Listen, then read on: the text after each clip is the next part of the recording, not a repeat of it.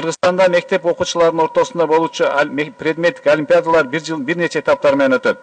Жыйынтыктоочу республикалык олимпиада жылына март айында болуп, 2 тур менен өткөрүлөт. Биринчиси теориялык болсо, экинчиси тур практикалык тур. Жылына бул иш-чараны өткөрүүдө бир топ маселелерди жаратып, көпчүлүк элдин нараачылыгын пайда кылып келет.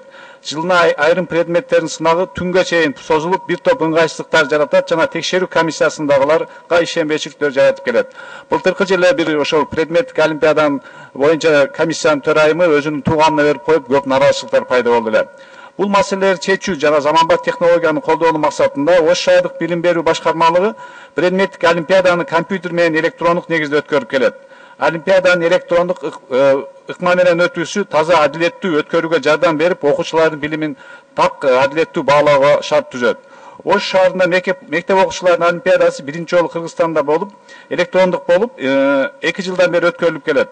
Олимпиаданын өтүү процессин жана жыйынтыгын ата-энелер, мугалимдер дароо мониторлордон көрүп, байкоого ыңгайлуу шарттар түзүлгөн.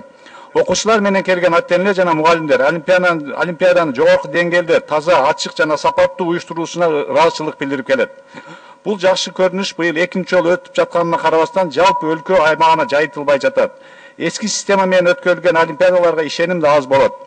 Олимпиаданы электрондоштуруунун максаты окуучулардын билимин так жана калыс баалоо, убакытты үнөмдөө, эң негизгиси жаш мундардын келечектеги адилеттүү жашоого болгон ишенимин арттыруу болуп саналат.